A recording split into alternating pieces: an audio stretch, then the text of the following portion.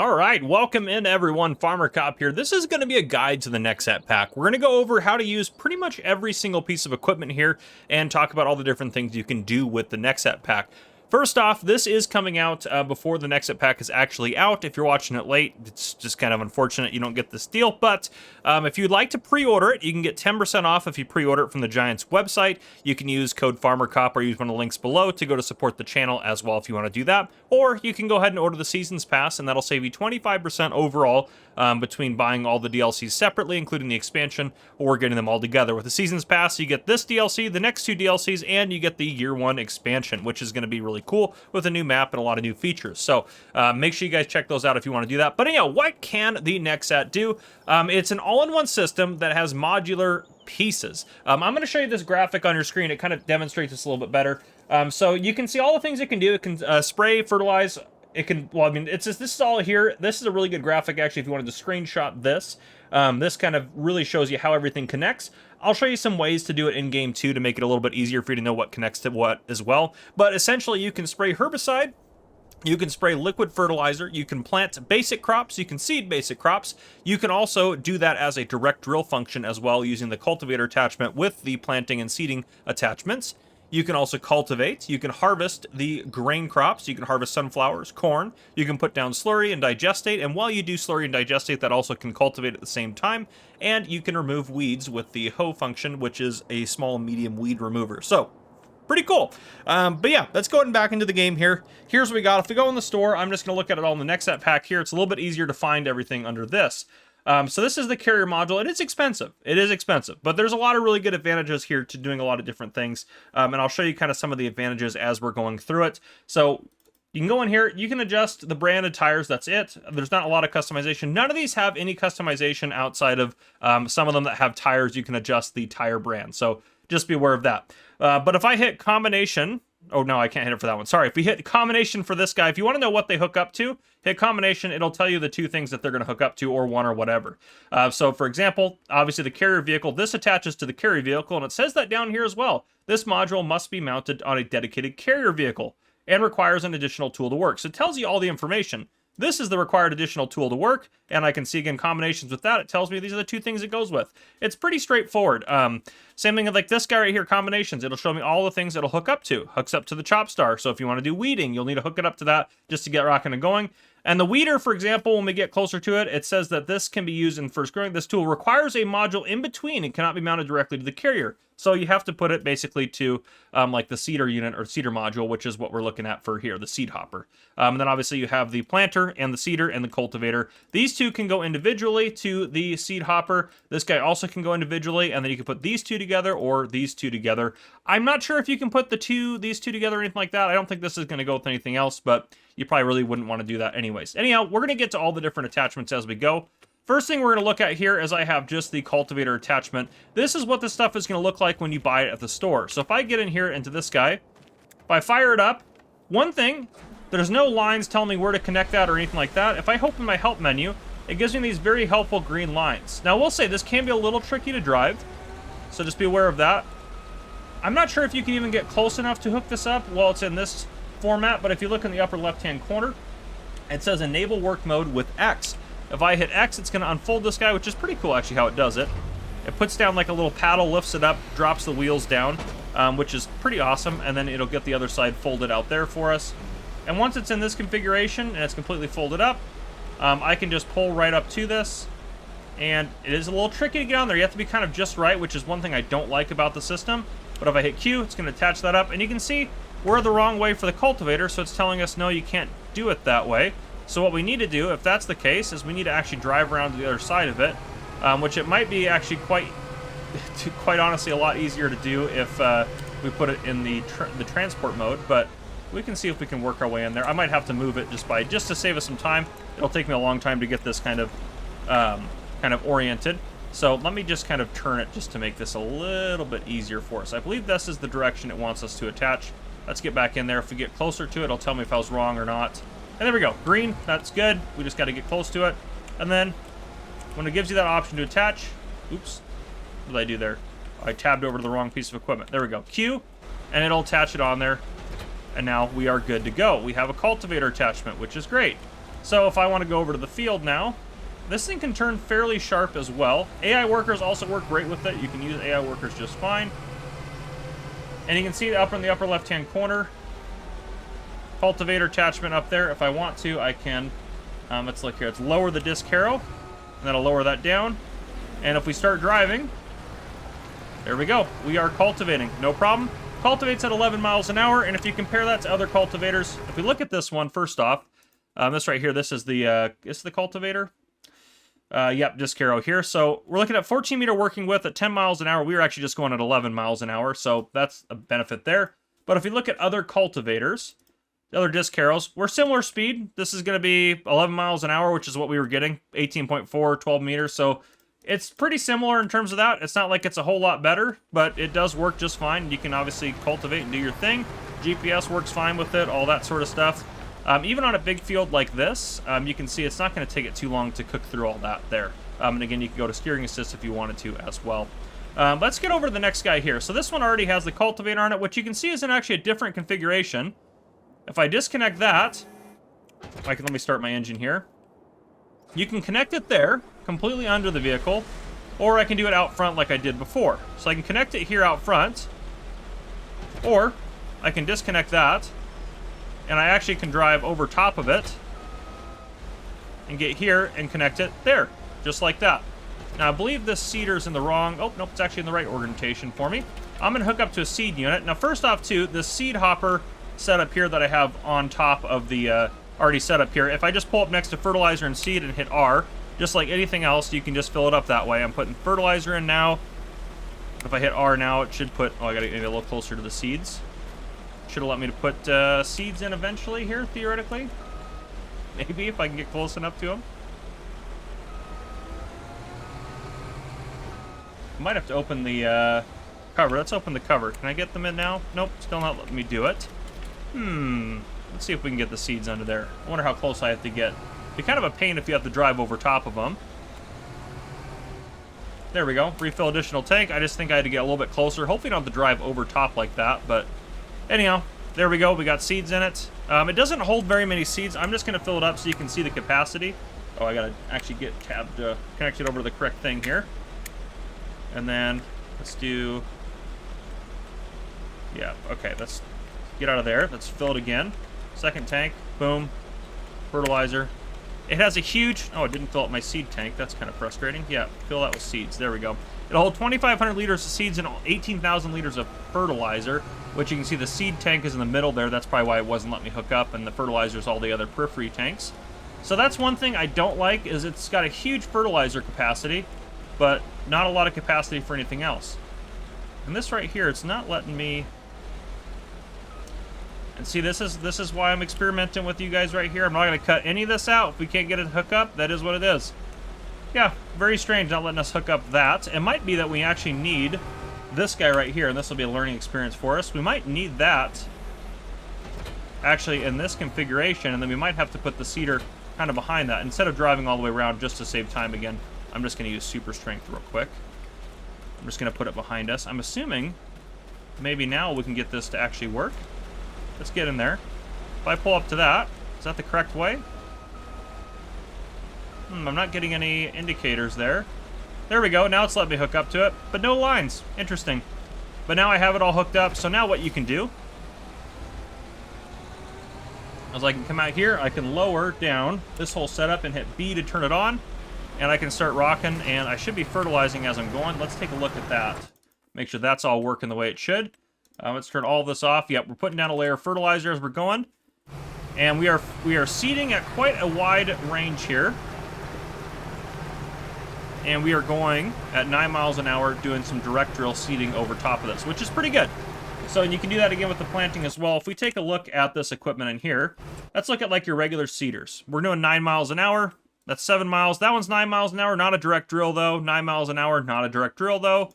The direct drill 7 there. That one I believe is a direct drill, and that's 12 miles an hour. So speed-wise, it's about average with the other speed or the other seeders and stuff. That's 10, so maybe a touch slower even. So that's something to consider there. But if we take a look, let's go over to our seeder over here. So this is what we're using right now. 13.5 meters, 9 miles an hour. It's doing what it should be doing. It is pretty pricey, but it is nice that it hooks up to the whole system. I just don't like that it doesn't hold more seeds. Like, I feel like this, as a seed hopper, especially if that's what you're going to call it, it should be a fertilizer hopper is what you should call it. It should be allowed to hold, and those fertilizer tanks can only do fertilizer. It won't let you put anything else in there. So that's the only, like, kind of frustrating thing I think about that personally. The other thing I will notice, if you hire a worker to do this, or use GPS, there'll be a little bit that's not planted in between each row. Just be aware of that. So that's one thing to consider there. Last thing we'll take a look at here. Oh, let's start the engine here and unfold this. We're going to hook up these slurry tanks here, and that one also works as a whatchamacallit, as a cultivator, so you can cultivate at the same time. We should be able to put down some fertilizer as we're going down here with the hopper here. I can't think of the words. The slurry module. Good lord. As we're going down with the slurry module, which, again, the really cool thing about this, it's fairly wide, 14 meters, 10 miles an hour. That's decent. 30,000 liter capacity, I think, is the big kicker on that. There are slurry tanks that have similar capacities. If we go down here, you can say the big one down here has 32,000 liters. It does work at 9 miles an hour, so we're looking at similar speeds. This one does 12 miles an hour, has 25,000 liter capacity, so it's not always the fastest, but it is kind of nice that you have a whole system dedicated to this. Let's see if I can actually get this on here. You have to be a little too precise. That's one thing that really... Oh, gosh. Can I even hook that up now? Nope. See, this is... So you'd have to reset that if you knock that over. So that's one downside. One downside. I will say, this is an early access version, so they may be fixing some stuff as we go. And some of the stuff might be corrected. But I'm just telling you as I see it. It's not going to be a perfect system. I think the concept is amazing, but it doesn't always work exactly as you may intend it. Now let's see if we can hook up to this. There we go. I went over it. Let's get right. Nope, I accidentally unhooked that. There we go. Let's get over top of it. Make sure you have that down there where it says you can actually hook up to it. Otherwise, you'll just unhook the big slurry deal there. I'm just going to fill this really quickly with slurry. Nope, that didn't work. Let me get to the right module. Fill with slurry. There we go. Again, you're just going to pull up beside something or pull up to the tank that you want to get the stuff out of there. So unfold the slurry tanker. Let's hit X for that. I'm assuming that that's going to, yep, that's going to draw a pipe out to be able to get slurry for you and stuff like that, which is pretty cool. All right, let's turn it on. Let's lower this system down here. Let's lower that down. It's all turned on, and we should be able to start putting slurry down. Again, it's going to go through that 30,000 liters fast regardless. And if I want to activate a double application rate, it should drop our speed to about half. And we should be putting now 2 layers of fertilizer down at the same time. So you can do the double application rate with it, which is quite nice. But anyhow, that's what I got for you for these guys. I'm going to go ahead and get set up here to go ahead and take a look at the rest of the stuff. We have a sprayer, we still have the weeder, and then we also have to take a look at our harvesting system. So we're going to take a look at those here in just a second. All right, quick correction on what I said earlier about this thing being obnoxious for holding so much fertilizer, and I made the same mistake on my first impressions video, but I'm going to correct it real quick now. So if you see on the left-hand side, it says change tank partitioning. So if I hit Z, I can do 4,500 liters seeds, 13,500 solid fertilizer. If I hit Z again, 2,500 seeds, 18,000 solid fertilizer. So you can bump it up a little bit, but that's about all you can do. There might be a couple options depending on what configurations you have on here that allow you to do different quantities for different things, but at least with the seeder cultivator setup, that's what it allows you to do. So there might be some other options, so just be aware of that. You can at least add a little bit more seeding capacity to it. So I just wanted to show that to you guys real quick, and now I'm going to get set up to show off everything else. All right, so I have some wheat growing here, and it has medium weeds in it. They're kind of a little hard to see, but you can see little flowers and stuff on there. So first, let's take a look at our sprayer module here. I'm going to hop in, fired it up, and then we should be able to just... I already unfolded it, just for the sake of saving a little bit of time there. You guys have seen it unfold. We come up here, we can hit Q. Again, you're going to pull up next to tanks to be able to load it up. I'm just going to use Easy Dev to make our lives a little bit easier. And again, you can put liquid fertilizer in here if you'd want to, or you can put herbicide. Now this I really like. This is something that I think is pretty good. Let's compare this in the store. So if we look at this guy right here goes directly onto the carrier. So no big deal. It'll hold 22,000 liters and has a 56 meter working width. Those are both really good. The problem, only 7 miles an hour. So if we go back here, I still overall think it's worth it. If you look at like this guy, almost 56, only 54 though, so we're still a little wider, but this is going to be way faster because it's 15 miles an hour. However, it only holds 8,000 liters. So that's the big drawback there. This one only goes to 36 meters, but still runs at 15 miles an hour. It's just way faster, but only holds 6,600 liters. So, and again, these guys right here are all 7 miles an hour for these ones back here. So you're going to smoke these any day with capacity and width. But these self-propelled ones are still pretty competitive. But if you already have the carrier pack, you're looking at $317 for this and $420 for this. If you already have the carrier pack, which I know is $655, this guy's cheaper than getting a self-propelled system. So overall, I think this is a really good setup here. If you got 2 of these guys, that'd be $500,000. You can have one with herbicide and one with liquid fertilizer, which would be absolutely awesome. But let's go ahead and just pull over here. Let's get this. I don't like that we are looking this way. If I unfold this, do we get to go a different direction? I would love to be able to look the way that we are doing things here. There we go. Let's turn this over now. I think that the boom was just kind of in the way. I think that was the main problem. To be honest, it really doesn't look like 56 meters, but we have to remember how wide this actual system is, and I'm zoomed pretty far out. But if I just back up here, let's get a little bit set up here, and it'll do exactly 3 widths of itself, which is pretty good, I think. And you can do partial width as well, just like you normally can. You could change the working width, left Control Z. We can change that down. If I just turn it on so you can see where it's spraying, I can lower that down and go all the way back out as well. You can toggle steering mode. So right now we're rear wheel steering. Let's toggle that. Let's see what we can change that to. Now we're all wheel steering, so everything is going to turn, which might make it pretty easy for us to flip around. And then we also have front wheel steering where you're just turning with the front wheels. Let's do the all wheel steering just to kind of check that out, because I think that'll be the best option for us. And I know we're just spraying herbicide, it's fine. Let's go ahead and take a look at the weeds on this field. So we've got a lot of weeds on here. If I start doing my thing, going across it, 7 miles an hour is a little slow. That's the only downside to this, but it's getting a huge swath of this field all at once. And if you look at how many times it'll have to go around this massive field, the AI's got to go around it once, then up and down it 3 times. And that one doesn't have to spray most of the time, probably. So it's pretty impressive. And then with this all-wheel steering mode, we can flip pretty much on a dime as well. Yeah, this is quite impressive turn radius for a piece of equipment. Like, we just literally turned around to go back up this row if we wanted to do that. But yeah, quite impressive, actually. I think that's pretty cool. Let's go ahead and fold that up. And again, we barely use any herbicide, even with me letting this thing just run for a while. And I know we didn't do a lot of weeding, per se, but I did let it run for quite a while. And I'm assuming, yep, and it moves the cab over to the side when you fold it up like that. So that's the only downside. And again, we haven't really talked about them being in transport mode. If I go over to the actual, if you see the control group up there in the upper left-hand corner, if I get G over to that, I can go ahead and from here I can enable transport mode, which I'll let that get into transport mode for us. We'll come back and check on it. Let's go ahead and hook up the Chop Star, which I haven't used actually yet. So I've used most of the pieces of equipment before this video, but this is one I have not. I am very excited to show you guys the harvesting stuff, because I think the harvesting is the biggest advantage to this whole pack. All right, there we go. We get that hooked up there.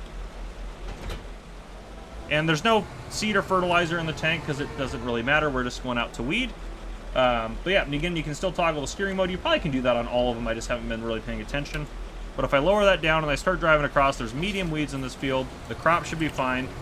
And it should be, yep, just absolutely taking out those weeds.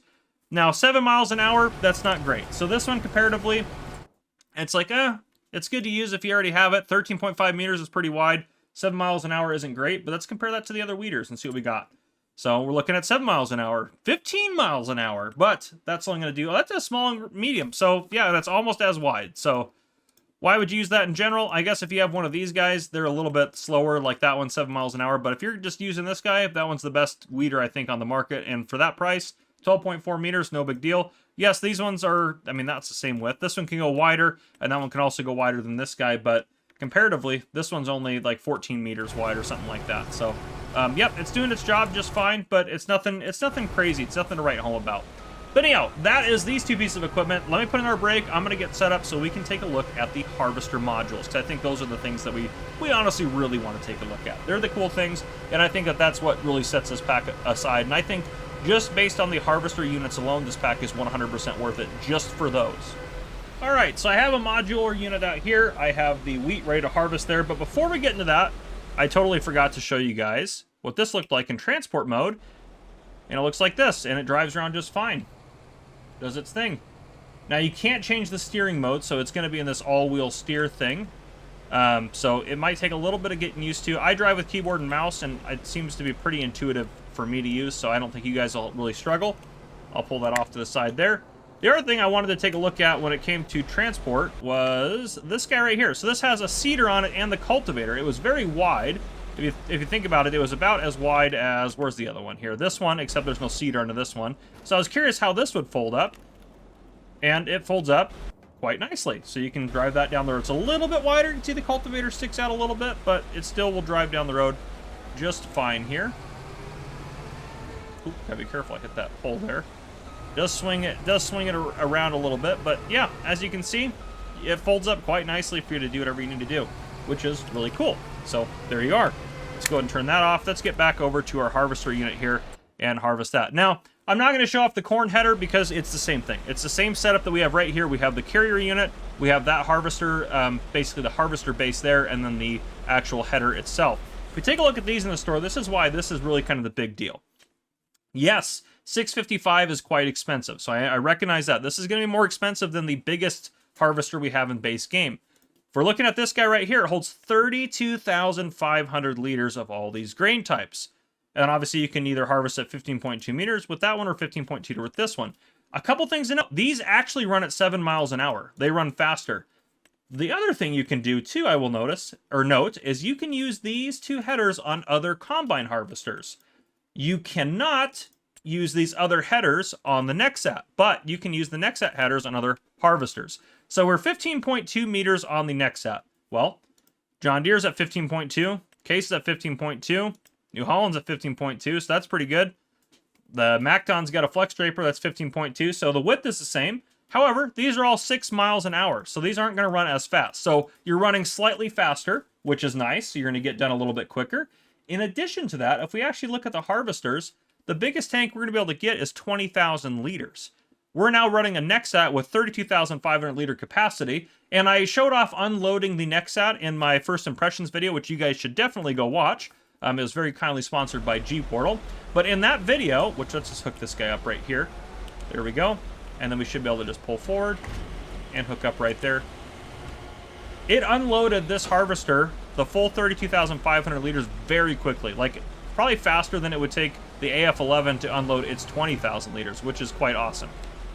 And you think that 7 miles an hour is a typo? Hopefully it's not like a bug that they're going to patch. That'd be really a bummer, but I don't know. We'll see. But you can see we are running at 7 miles an hour. We are cooking right now.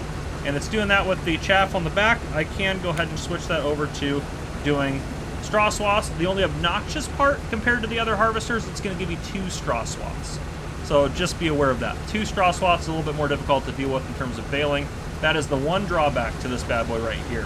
But otherwise, it's pretty epic, and it does a really good job at harvesting for the most part. So I haven't had a lot of issues with it, and yeah, this is I think the biggest game-changing piece of equipment. If I want to put the pipe out, the pipe goes out this side over here, and it goes just past the cabin, so you can easily pull up next to it and unload if you'd like to.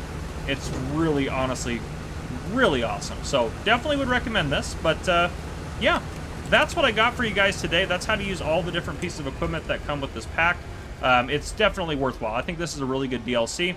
I get some of you guys might like small farms and stuff like that, so this might not be as much for you, but if any of you like big farms or doing big farming operations, this is a really good kind of in-game thing to strive for on your farm, to strive for buying. So there you guys go. If you guys enjoyed this video, please drop a like down below. If you haven't already, hit that subscribe button up on the screen to join the Farmer Cop channel and turn your notification bells so you don't miss any future videos I may post. This has been Farmer Cop. Thank you guys for coming and watching. I'll see you guys in the next one.